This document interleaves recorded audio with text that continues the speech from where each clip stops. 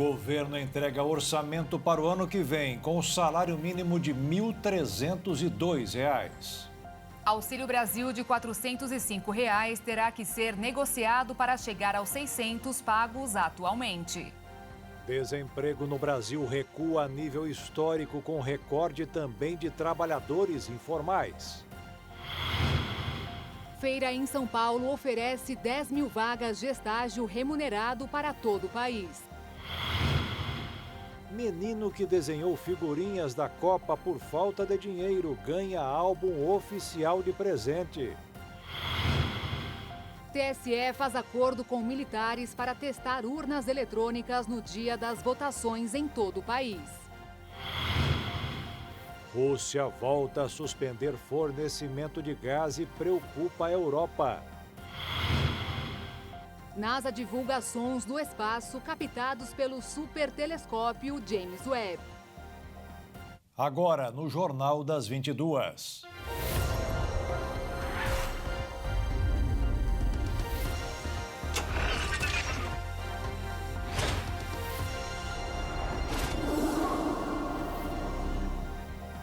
Olá, boa noite. Boa noite.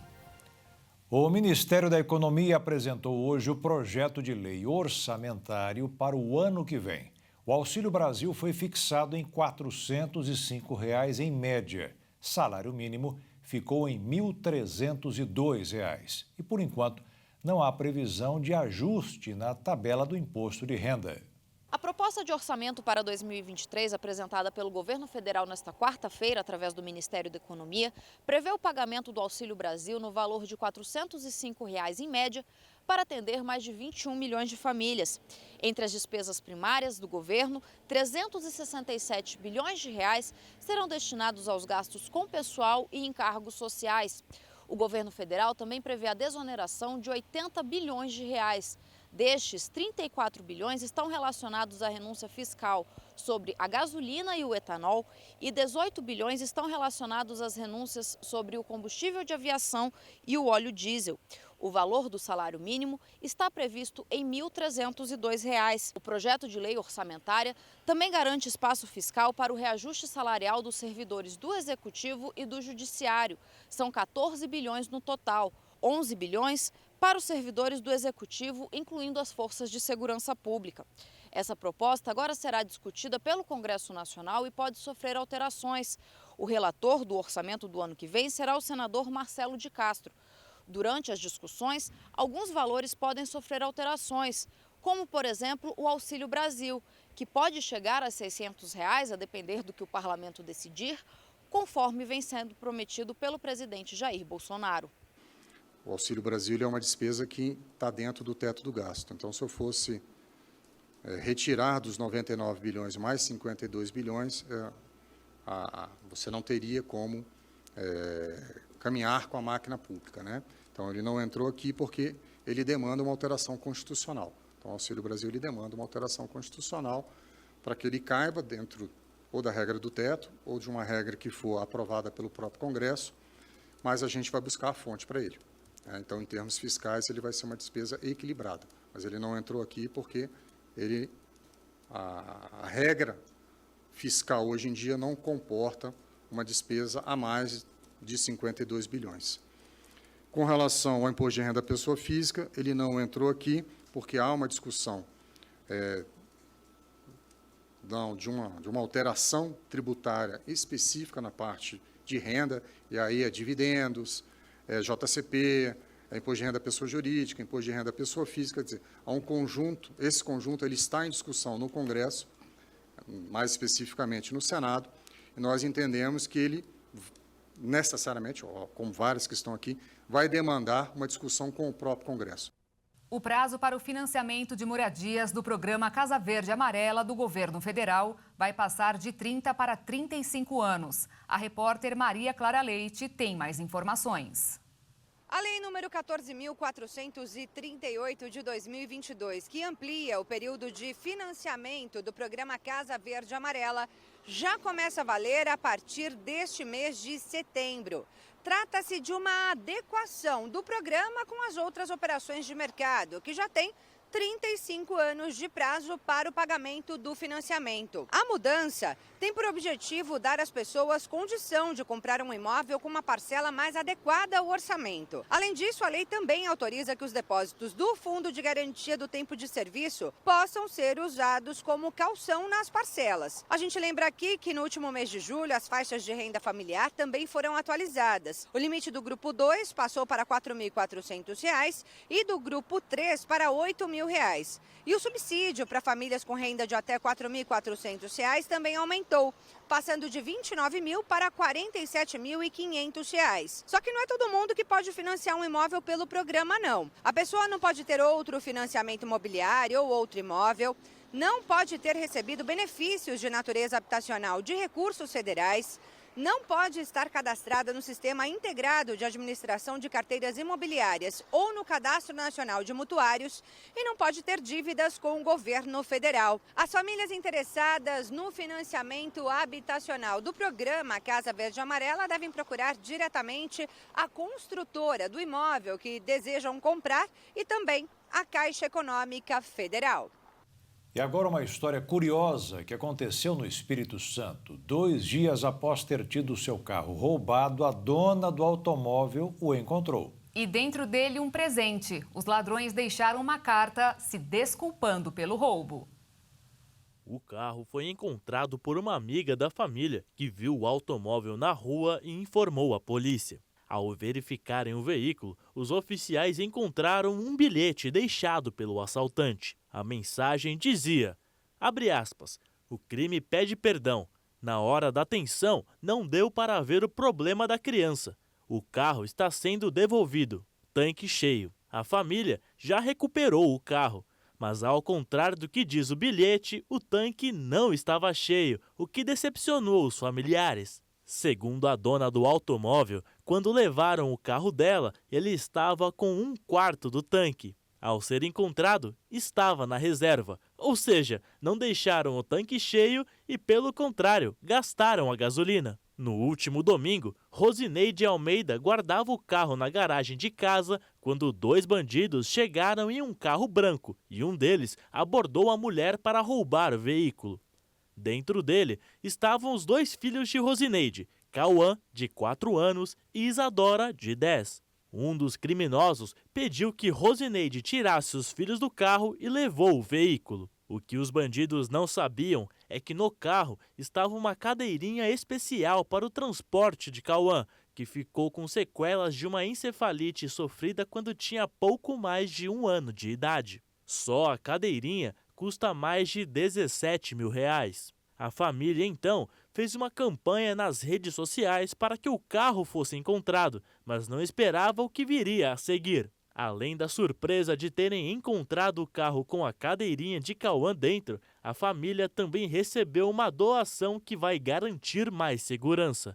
Eles ganharam um serviço de rastreamento. Em nota, a Polícia Civil disse que o caso segue sob investigação da Delegacia Especializada de Furtos e Roubos de Veículos.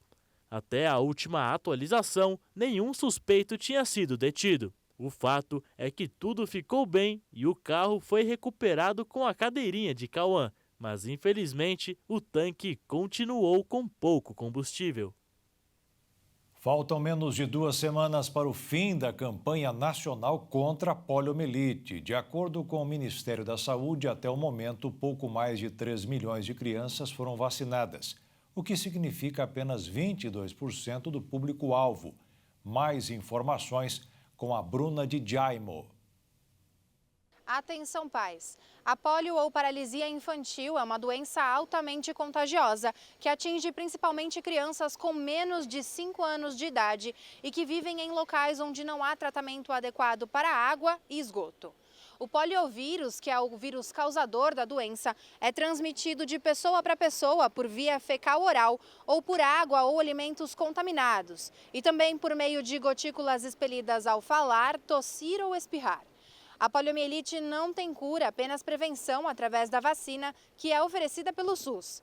São 3 doses iniciais distribuídas para os bebês aos 2, 4 e 6 meses de vida, depois 2 como reforço quando a criança está com 15 meses e outra entre 4 e 5 anos. Há também a vacina injetável, indicada para pessoas de até 19 anos ou para situações especiais, como é o caso de indivíduos imunocomprometidos. E olha, para os especialistas, entre os motivos principais para a baixa procura estão a pandemia, a dificuldade dos pais de levarem os filhos até os postos de saúde e a falta de percepção do risco da doença. A força-tarefa de vacinação vai até o dia 9 de setembro, mas ainda assim é possível vacinar depois desse período. 10% dos pacientes brasileiros que foram internados por insuficiência cardíaca morreram tempo depois de iniciar o tratamento para a doença. Os dados foram obtidos a partir de um estudo que teve seus resultados apresentados no Congresso Anual da Sociedade Europeia de Cardiologia, realizado em Barcelona. Segundo fontes do órgão, a pesquisa é importante para deixar o problema em evidência e levantar uma discussão sobre o assunto. A insuficiência cardíaca é uma falha na capacidade de bombeamento de sangue pelo coração. Segundo dados do estudo, em média 10% dos pacientes morrem por causa da doença em todo o país. O tratamento para a doença, na maioria das vezes, é realizado através de remédios, marca-passo e, em casos mais graves, transplante. Para conquistar esses resultados, foram utilizados dados de 3.000 pacientes com insuficiência cardíaca de todo o país e dividido em duas fases, uma em 2011 e outra em 2016. Todos eles haviam sido internados e foram acompanhados por 1 ano para poder saber da evolução da doença. Um dos pontos observados foi a continuidade do uso de remédios para tratar o problema cardíaco. Após o período de análise, foi constatado que 1 ano após a internação, metade dos pacientes deixou de utilizar os remédios necessários para o tratamento. Como pararam de tomar os remédios por conta própria, o quadro de insuficiência se agravou e 20% deles precisaram ser internados novamente em apenas 3 meses e mais de 30% deles tiveram que voltar aos cuidados dos médicos após 6 meses. A falta da continuidade no tratamento é um dos principais fatores que levam a quadros críticos da doença, aumentando as chances de ocorrer a morte precoce ou agravando o caso, sendo necessário a cirurgia. Muitas vezes, as pessoas param de tomar remédio por dificuldades financeiras e a falta da disponibilização dos remédios na rede pública de saúde. Para os especialistas, uma das melhores maneiras para superar essa defasagem é que os médicos alertem os pacientes dos riscos que eles correm ao interromper o tratamento por livre e espontânea vontade. E veja a seguir, o Senado aprova projeto que cria o programa Empresa Mais Mulheres e Jovens. E ainda, uma feira em São Paulo oferece 10.000 vagas de estágio remunerado para todo o país.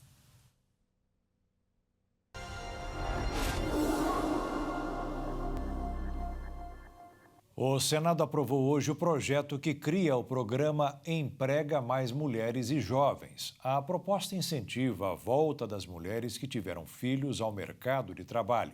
Quem tem mais detalhes é a repórter Jaqueline Fonseca. Boa noite, Jaqueline. A aprovação dessa medida provisória traz uma série de benefícios no sentido de apoiar a mulher que trabalha na primeira infância das crianças. O texto prevê teletrabalho para mães e pais empregados em tempo parcial, compensação especial de banco de horas, flexibilização das férias e incentivo à criação de creches pelo Sistema S. A medida também amplia para 5 anos e 11 meses a idade máxima para que as crianças tenham direito ao auxílio creche. Após discussões, os senadores desobrigaram as empresas com mais de 30 funcionários a disponibilizar um local específico à amamentação, desde que seja ofertado o reembolso creche. Os pais também são beneficiados porque, em alguns casos, poderão suspender o contrato de trabalho ao fim da licença maternidade da companheira, mãe da criança. O texto da medida provisória foi aprovado pela Câmara ontem, mas hoje sofreu alterações no Senado. Agora segue para a sanção do presidente da República. De Brasília, Jaqueline Fonseca. O índice de confiança empresarial calculado pelo Instituto Brasileiro de Economia da Fundação Getúlio Vargas avançou 2,2 pontos em agosto e alcançou 100,7 pontos. É o maior patamar desde agosto de 2021, quando ficou em 102,5 pontos. O resultado divulgado hoje representa o 5º mês consecutivo que o indicador mantém a tendência ascendente em médias móveis trimestrais.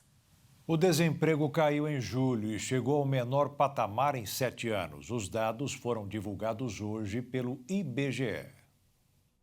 A taxa de desemprego no Brasil caiu a 9,1% no trimestre encerrado no mês de julho e é o menor índice da série desde o trimestre encerrado em dezembro de 2015, quando também foi de 9,1%. Com o recuo de 1,4 ponto percentual da desocupação, a quantidade de profissionais ainda fora da força de trabalho equivale a 9.900.000 pessoas. Também indica o menor nível desde o trimestre encerrado em janeiro de 2016. Os dados fazem parte da pesquisa nacional por amostra de domicílios contínua. No levantamento anterior, referente ao trimestre encerrado em junho, a taxa de desemprego estava em 9,3%, atingindo 10.100.000 pessoas. No período entre os meses de maio e julho, o número de pessoas ocupadas foi de 98.700.000, um recorde na série histórica iniciada em 2012, segundo os números apresentados pela pesquisa. E ainda de acordo com o IBGE, o salário médio do brasileiro cresceu pela primeira vez em 2 anos. A remuneração real recebida pelos trabalhadores brasileiros chegou a R$ 2.693 no trimestre encerrado em julho. A informação foi revelada pelo IBGE, o Instituto Brasileiro de Geografia e Estatística. O número representa o primeiro crescimento em um prazo de 2 anos. A última vez que houve um aumento significativo foi no trimestre encerrado em julho de 2020. De acordo com os dados, o valor médio dos salários recebidos entre os meses de maio e junho é 2,9% maior que no trimestre anterior. O estudo avalia que o aumento das remunerações foi puxado pelo rendimento dos empregadores, que foi 6,1% a mais, ou R$ 369. Dos militares e funcionários públicos estatuários, 3,8%, ou mais R$ 176. E dos trabalhadores por conta própria, 3%, ou mais R$ 63. Os demais grupamentos não variaram. O movimento elevou a massa de rendimento real habitual para 260 bilhões e 700 milhões de reais, valor 5,3% maior na comparação do trimestre compreendido entre os meses de fevereiro e abril, e de 6,1% na comparação anual. O trabalho informal também bateu novo recorde. Segundo o IBGE, no trimestre encerrado em julho, o Brasil tinha mais de 39 milhões de pessoas trabalhando por conta própria, o que inclui empregadores e também empregados domésticos sem carteira assinada. Um projeto social criado em 2006 pela Prefeitura de Indaiatuba, no interior de São Paulo, foi o pontapé para que as mulheres transformassem suas vidas. Isso porque elas transformam uniformes de trabalho que seriam descartados em fonte de renda. Um dos programas da cooperativa Uniarte é o projeto social chamado de Costurando Caminhos. Nele, as mulheres costureiras criam novas utilizações para as roupas de funcionários de 26 empresas que seriam descartados. Por meio do trabalho, foi criado um e-commerce para a venda de bolsas, mochilas, pochetes, carteiras, chaveiros, roupas para pets, entre outros. Segundo a Fundação, desde o início do programa, foram reutilizadas 7 toneladas de resíduos, que originaram a produção de 81 mil brindes. A cooperativa é originária de um projeto de geração de trabalho e renda da Prefeitura de Indaiatuba com o Instituto General Motors, que durou de 2006 até 2010. Após alguns anos, as participantes passaram para a Copper Art Camp, cooperativa de produção dos artesãos e artistas plásticos de Campinas, com filial em Indaiatuba. Mas somente em 2018, a cooperativa passou a se chamar Uniarte, sem vínculo com a Prefeitura. O objetivo principal desse projeto, além de minimizar os impactos ambientais, é gerar renda para as 22 mulheres que trabalham na cooperativa. A inflação na zona do euro atingiu novo recorde. O aumento dos preços ao consumidor atingiu 9,1% em agosto, bem distante da meta dos 19 países da região, que era de uma alta de apenas 2%. No mercado financeiro desta quarta-feira, em meio à persistência de temores internacionais de recessão, em meio a ciclos agressivos de aperto monetário nas grandes economias e também da Petax, a taxa de câmbio calculada pelo Banco Central, o dólar fechou em forte alta de 1,72%, sendo vendido a R$ 5,20. E a Bolsa de Valores fechou em queda de 0,82%, com 109.522 pontos. Quase 10 mil vagas de estágio estão disponíveis em todo o Brasil para estudantes do ensino médio, técnico, tecnólogo e superior. As oportunidades são oferecidas em uma feira online que ainda exibe painéis com dicas para os alunos. A chance chegou na hora certa. A Carol está no 6º semestre da Faculdade de Jornalismo. Um excelente momento para dar início à profissão por meio de um estágio. Eu acho que eu estava um pouco perdida depois da pandemia na minha escolha de carreira e esse estágio ele me fez realmente me encontrar, gostar do que eu quero para minha vida e ter certeza de que é isso mesmo. Assim aconteceu também com o Lucas. Estou no 2º semestre de produção audiovisual na faculdade e já estou estagiando também na área onde eu faço edição de vídeo, gravação e também fotografia. O Kevin teve a mesma chance. Estou no 2º semestre de cinema e audiovisual. Atualmente eu estagio como produtor audiovisual na Noticiando.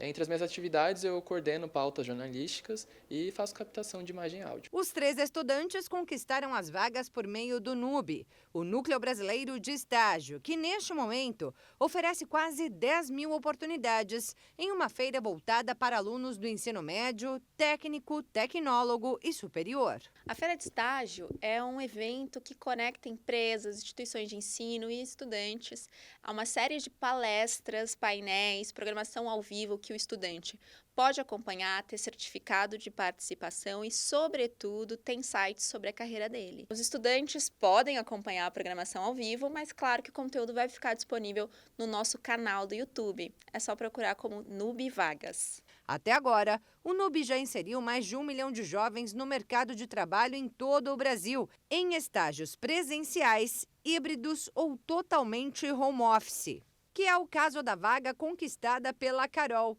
Ela mora em Minas Gerais, mas foi contratada para trabalhar em uma empresa daqui de São Paulo. Eu sou de Divinópolis, faço faculdade em São João del Rei e faço estágio em São Paulo. Então é uma loucura. Se eu não tivesse a oportunidade desse estágio sendo home office, eu provavelmente não conseguiria fazer, porque eu fico nessa ida e vinda de uma cidade para outra o tempo inteiro. Então essa oportunidade, especificamente sendo home office, foi perfeita para mim. O processo seletivo começa nas inscrições, no painel de vagas do site do Núcleo Brasileiro de Estágio. Antes da dinâmica com a RH da empresa ou entrevista com o gestor, o candidato precisa fazer 2 provas, uma de raciocínio lógico e outra de português. Acredite ou não, mas o domínio da própria língua é um dos principais desafios dos estudantes em busca de uma vaga de estágio.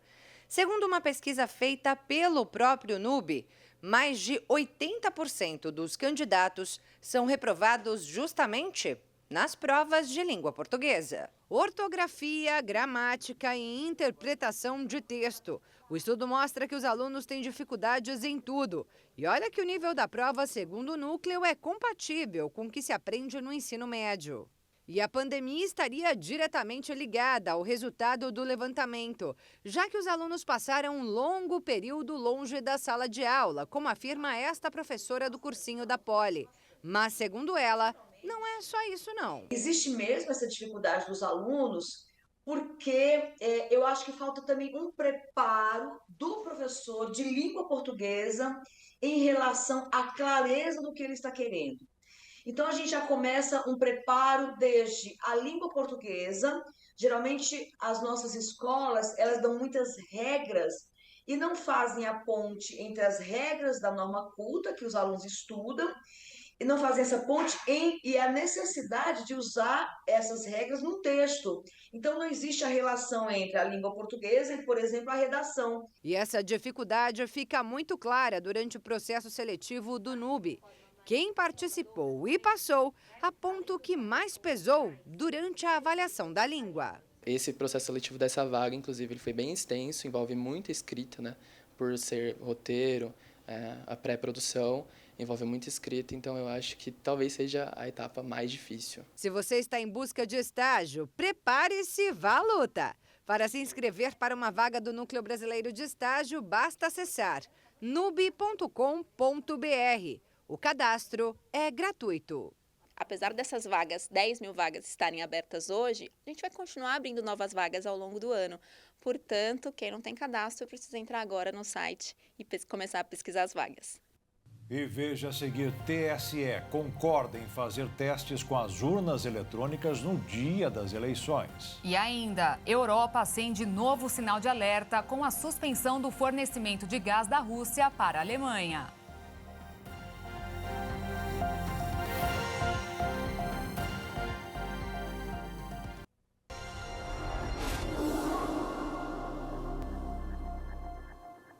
O Tribunal Superior Eleitoral concordou com o Ministério da Defesa e irá realizar uma testagem das urnas em algumas sessões eleitorais em caráter experimental. A decisão tomada em nova reunião do presidente do TSE, Alexandre de Moraes, com o ministro da Defesa, Paulo Sérgio Nogueira, faz parte de um projeto piloto complementar da fiscalização das urnas, mas ainda não há uma confirmação que o procedimento será utilizado nas eleições deste ano. Até hoje, os testes das urnas eram feitos em equipamentos aleatórios por servidores da Justiça Eleitoral e levados aos tribunais regionais eleitorais. Essa metodologia é utilizada desde 2002 e tem a finalidade de atestar a legitimidade das urnas e gerar o último procedimento de auditoria antes do início da votação. Agora, as mudanças no procedimento de testagem devem ser apresentadas em conjunto pelas Forças Armadas e pela Justiça Eleitoral. A Corte disponibilizará todos os boletins de urna para que os partidos políticos, eleitores e entidades independentes possam conferir o resultado. A sugestão proposta pelos militares é de que, a partir de agora, esses testes passem a ser realizados com eleitores reais, diretamente nas sessões eleitorais e com registro de biometria. Está marcado para a próxima sexta-feira a cerimônia de lacração dos sistemas da urna eletrônica, procedimento que vale como um atestado de que todos os softwares estão funcionando corretamente e que não serão modificados até o dia das eleições. Muitos brasileiros vão votar no exterior. O número aumentou tanto que superou o total de eleitores de 3 estados do país. O número de eleitores brasileiros que moram no exterior cresceu 39,2% neste ano em comparação com as últimas eleições gerais, que aconteceram em 2018, e 96,8% em comparação com 2014. Em números, o total de eleitores chega a 697 mil brasileiros fora do Brasil, enquanto na eleição passada eram pouco mais de 500 mil. Para se ter uma ideia, o quantitativo é superior ao eleitorado de 3 estados, Acre, Amapá e Roraima. Apesar do aumento, o Itamaraty excluiu 16 sessões de votação fora das sedes de embaixadas e consulados. Mas houve acréscimo, no entanto, de 10 cidades nas quais os brasileiros poderão votar. Uma das cidades em que não houve votação em 2018 é Amsterdã, na Holanda, que neste ano contará com 10 mil eleitores que vão poder exercer o direito ao voto no local. Já em Roterdã, também na Holanda, tinha 4.800 eleitores em 2018, segundo o Tribunal Superior Eleitoral, e foi retirada da lista neste ano. Vale lembrar que o brasileiro que está fora do Brasil só vota para presidente da República.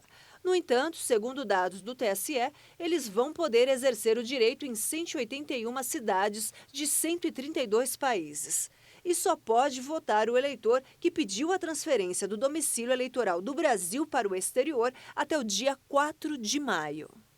Os licenciadores já começaram os trabalhos nas aldeias indígenas. A primeira foi em Campo Grande, no agrupamento Darcy Ribeiro, no bairro Noroeste, lá em Mato Grosso do Sul. No último censo, havia quase 6 mil indígenas na capital. O primeiro contato na comunidade que fica no Jardim Noroeste foi feito com antecedência com o cacique Abel. Aqui na nossa comunidade nós temos várias coisas que precisam ser trazido para cá. Área de lazer, saúde, rede de esgoto, então isso é muito importante. O IBGE está fazendo esse tipo de trabalho com as comunidades indígenas. Como o censo, a intenção é visitar todos os domicílios e trazer um retrato do Brasil, os indígenas com certeza fazem parte, né? E também, como tem especificidades, por exemplo, tem perguntas com relação à etnia que elas pertencem, aos idiomas que elas falam, até para demonstrar o quão plural que é esse país. E agora o cacique foi um dos primeiros a passar efetivamente pelo recenseamento. Quem também respondeu ao questionário foi o Adilson. Nós saímos da aldeia para vir para a cidade, né? Em busca de melhoria, né? Aí nós chega aqui, temos casa, né? Mas só que nós precisamos mais de melhoria também, né? No último censo, havia quase 6 mil indígenas na capital. Em Campo Grande, há 15 aldeias indígenas. 13 delas são urbanas e 2 rurais. No censo de 2010, em todo o país eram 890 mil indígenas, com 305 etnias e 274 línguas. A etnia terena está entre as 5 mais populosas e aqui a recenseadora foi escolhida não ao acaso. Como indígena eu posso conseguir abordar mais o meu povo, conseguir mostrar realmente a realidade das pessoas, do indígena, né? Não só do branco também, e poder falar que é importante sim e mostrar que o indígena está presente em todo lugar, seja na comunidade, seja na cidade. Os trabalhos tanto de indígenas quanto de não indígenas ocorrem até o final de outubro, inclusive nas áreas rurais. A Organização Mundial da Saúde registrou queda de 21% nos novos diagnósticos de varíola dos macacos. A queda foi puxada pelos países da Europa e dos Estados Unidos. Já o Brasil vive um aumento constante de infectados. Segundo o painel da OMS, os casos de varíola dos macacos no mundo, que ultrapassam os 48 mil, começaram a apresentar uma queda. De acordo com a última atualização da organização, entre os dias 15 e 21 de agosto foi identificada a primeira diminuição de 21% nos novos diagnósticos, em comparação com 7 dias anteriores. A queda vem após 4 semanas de crescimento consecutivo da doença. Durante uma coletiva de imprensa, o diretor da organização na Europa, Hans Kluge, destacou a queda e afirmou haver sinais encorajadores que apontam que o continente está caminhando em uma boa direção na resposta à doença. O controle acontece em parte pelos países europeus terem iniciado a estratégia de imunização já há cerca de 2 meses. O diretor-geral da OMS, Tedros Adhanom, disse que o declínio de novas infecções pode ser uma prova de que o surto está sendo contido. Segundo dados da plataforma World in Data da Universidade Johns Hopkins nos Estados Unidos, o mundo vive hoje uma média móvel de 725 novos casos por dia da varíola. O país norte-americano, que é no momento a região mais afetada pela doença, com mais de 18 mil casos, os novos diagnósticos também parecem estar desacelerando. Hoje, a média móvel está em 354 novos casos por dia no país. Porém, no Brasil, onde a primeira remessa com 20 mil doses são esperadas apenas para o próximo mês, a tendência é de crescimento da doença. No último dia 10, a média móvel era de 105 novos casos diários. Segundo a última atualização do Ministério da Saúde, são 4.876 pessoas contaminadas, além de 5.198 suspeitas em monitoramento e 2 mortes, uma em Minas Gerais e outra no Rio de Janeiro. Em ambos os casos foram de pacientes com quadros de imunossupressão. Desde o início de maio, casos de varíola dos macacos foram relatados fora dos países africanos, onde a doença é endêmica. A OMS elevou seu nível de alarme ao máximo no dia 24 de julho, quando declarou o surto uma emergência internacional de saúde pública, como também havia feito com a Covid-19. A União Europeia anunciou a suspensão do acordo com a Rússia que facilitava a emissão de vistos. A medida faz parte de um pacote de retaliações que Bruxelas e países do bloco individualmente têm adotado por conta da invasão da Rússia à Ucrânia. A medida suspende um acordo de facilitação para vistos entre a União Europeia e a Rússia. Agora será muito mais difícil e principalmente mais caro para um cidadão russo conseguir cruzar as fronteiras do bloco europeu. A possibilidade de proibir totalmente a entrada de russos na União Europeia foi levantada na reunião dos ministros, mas não houve consenso. A decisão foi anunciada pelo chefe da diplomacia do bloco, Josep Borrell. Ele argumentou que a suspensão do acordo terá um impacto real e vai reduzir o número de novos vistos, além de ser mais difícil e demorar mais. Outro assunto no radar dos europeus é mais uma interrupção no fornecimento do gás russo. O fluxo, segundo a gigante estatal de energia russa, Gazprom, já parou e só volta no próximo sábado. O motivo oficial é uma manutenção no Nord Stream 1. O temor é que a Rússia possa estender a interrupção em retaliação às sanções ocidentais, agravando ainda mais o temor da recessão e racionamento de energia no continente europeu. A boa notícia foi o avanço da missão da Agência Internacional de Energia Atômica, que deixou Kiev e chegou à cidade de Zaporizhia. De lá, a equipe segue até a maior usina da Europa, controlada pela Rússia. O diretor-geral da agência disse que a missão, que deve levar alguns dias, é técnica com o objetivo de prevenir um acidente nuclear. Rafael Grossi também destacou que a usina é ucraniana, apesar de estar ocupada por forças russas. O governo brasileiro divulgou hoje um comunicado de pesar pelo falecimento do ex-presidente da União das Repúblicas Socialistas Soviéticas, Mikhail Gorbachev, manifestando suas mais sinceras condolências ao governo da Federação da Rússia e aos familiares do ex-presidente. E segundo a nota, ao receber a primeira visita de um presidente brasileiro a Moscou em 1988, que foi José Sarney, ele contribuiu para o fortalecimento das relações bilaterais. Mudar para uma ilha paradisíaca agora pode render dinheiro. A proposta do governo da Itália é que a pessoa vá morar em Sardenha, que, de acordo com o livro dos recordes, é a segunda maior ilha do mar Mediterrâneo e uma das áreas com mais pessoas centenárias no mundo.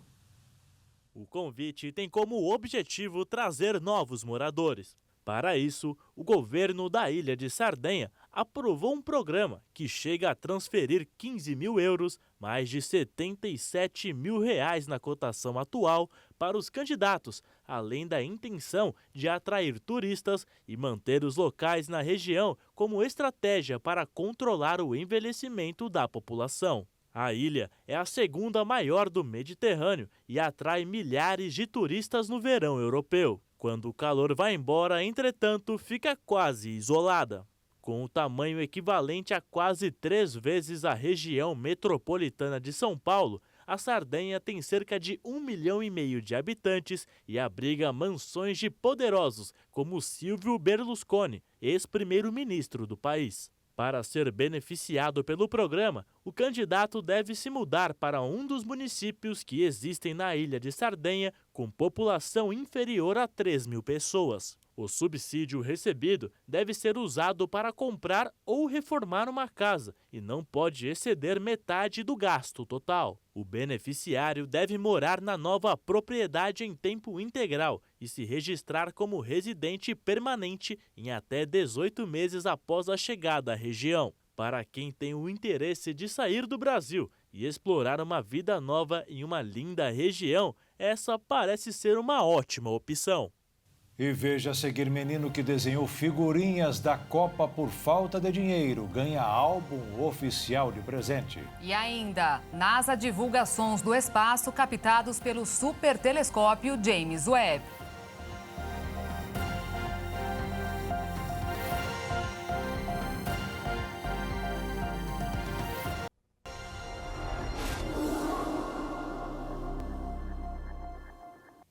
As operações do famoso Tatuzão foram retomadas hoje de manhã. O equipamento será usado para perfurar 12 metros de solo por dia para a construção da linha 6 laranja do metrô de São Paulo.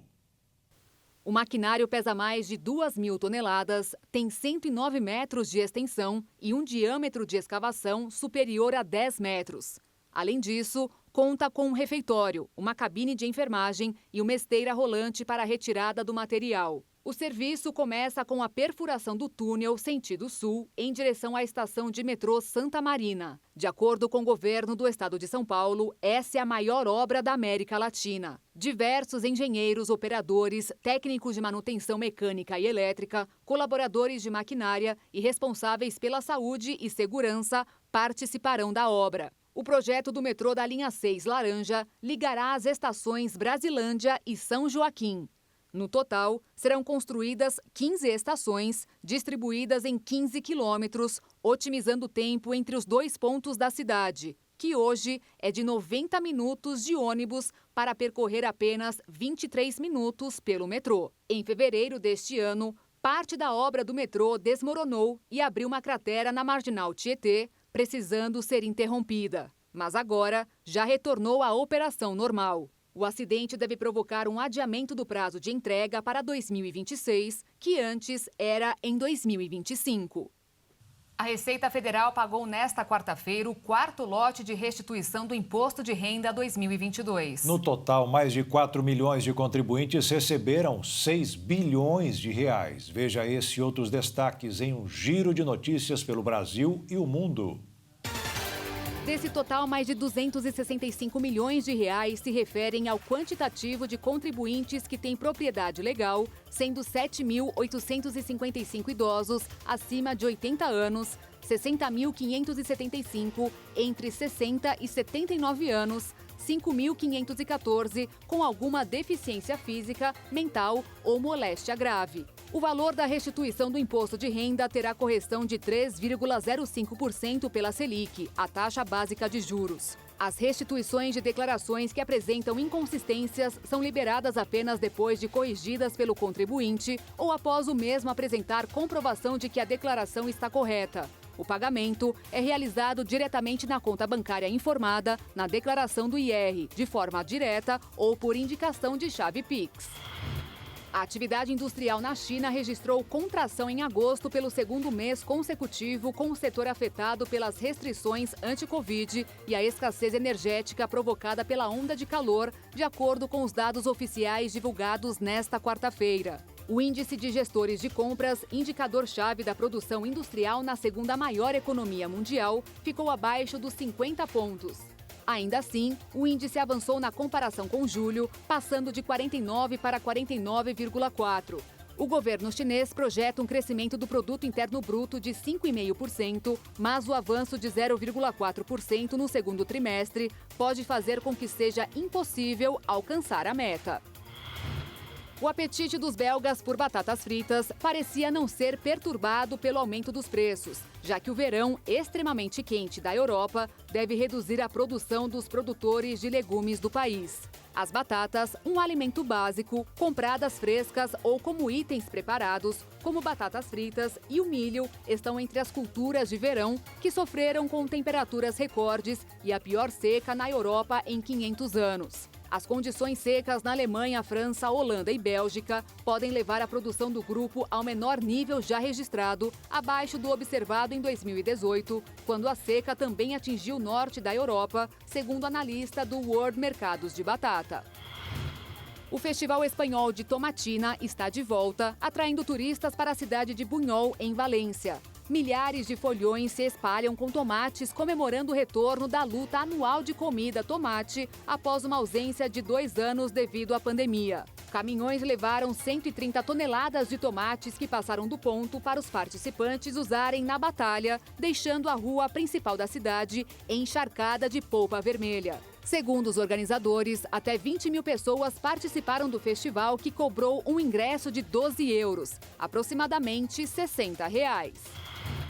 A política norte-americana Hillary Clinton está entre as celebridades que desfilaram no tapete vermelho para a cerimônia de abertura do festival mais antigo do mundo, que está comemorando 90 anos desde sua primeira edição. O evento acontece até o dia 10 de setembro no Palácio do Cinema, localizado na ilha veneziana de Lido, o seu local habitual, e começará com a exibição do filme americano White Noise, uma comédia negra escrita e dirigida por Noah Baumbach. O júri será presidido, entre outros, pela famosa atriz norte-americana Julianne Moore. Faltam 81 dias para a Copa do Mundo e agora Leonardo Félix traz informações sobre a sede do torneio deste ano no boletim Esquenta Catar 2022. Se o torcedor está buscando tranquilidade, o país do Oriente Médio é um oásis de segurança. Olá pessoal, este é o Esquenta Catar 2022 e vamos para mais informações e curiosidades da Copa do Mundo aqui na nossa programação. Você sabia que o Catar é um dos países mais seguros do mundo? Ele é um dos mais seguros do Oriente Médio, considerando os critérios do Índice de Paz Global de 2021. Além disso, a nação ocupa a 15ª posição no planeta, o que torna o Catar um local atrativo para visitantes e moradores. Com isso, diversos estrangeiros residem no país. As taxas de criminalidade são baixas, com crimes violentos sendo extremamente raros. Mesmo pequenos roubos não são tão comuns, fazendo com que a região seja bastante atrativa para quem busca um lugar que dê maior sensação de segurança. É isso aí, faltam 81 dias para a Copa do Mundo Catar 2022. Um menino goiano que viralizou na internet nos últimos dias após produzir seu próprio álbum de figurinhas da Copa do Mundo se emocionou ao ganhar o livro ilustrado oficial e vários pacotes de figurinha. O presente chegou até o pequeno João Gabriel, de apenas 8 anos, após uma doação anônima. Quem entregou o pacote com o tão sonhado álbum para o menino foi sua mãe, Marlene Ramos. Ela disse que o filho ficou em silêncio por alguns segundos e depois pulou de alegria. Após viralizar na internet nos últimos dias, mais de 50 pessoas já entraram em contato com a família com a intenção de doar o álbum e figurinhas ao garoto. Nas últimas horas, o menino até recebeu uma chamada de vídeo do goleiro Cássio, do Corinthians, um dos jogadores que João tem mais admiração. Segundo seu pai, uma pessoa que trabalha com os produtos do camisa 10 da seleção brasileira, Neymar, também prometeu mandar presentes ao menino. A Confederação Brasileira de Futebol também ligou para a família e convidou o menino João Gabriel para conhecer o Museu do Futebol. A entidade informou que aguarda apenas a oficialização do convite. Os pais de João Gabriel são feirantes em Goiânia e sua família sobrevive com uma renda pouco superior a um salário mínimo. Sem poder arcar com o custo do álbum e as figurinhas, foi João Gabriel que usou sua criatividade para expressar seu amor pelo futebol e elaborar seu próprio álbum. Em seu caderno, desenhou o brasileiro Neymar ao lado de craques como Messi, Gabriel Jesus e até mesmo Pelé. As últimas figurinhas criadas pelo menino foram coladas no álbum no último final de semana. Agora, com o álbum oficial, João Gabriel terá trabalho dobrado para colecionar e colar todas as 670 figurinhas.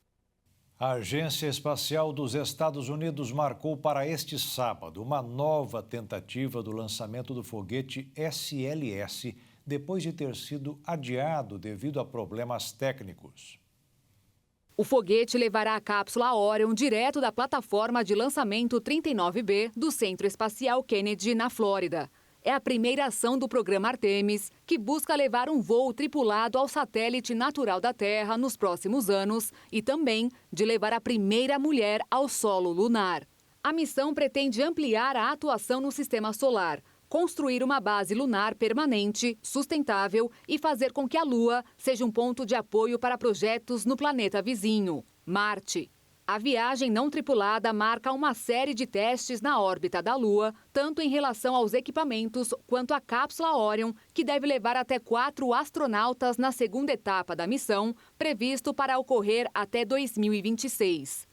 O voo de volta à Lua, organizado pela NASA em parceria com 21 países, inclusive o Brasil, representa o retorno ao satélite 50 anos após a última viagem tripulada, em 1972, com a missão Apollo. E a NASA divulgou hoje pela primeira vez os sons de algumas das imagens captadas pelo supertelescópio James Webb da poeira cósmica nomeada de Nebulosa do Anel Sul.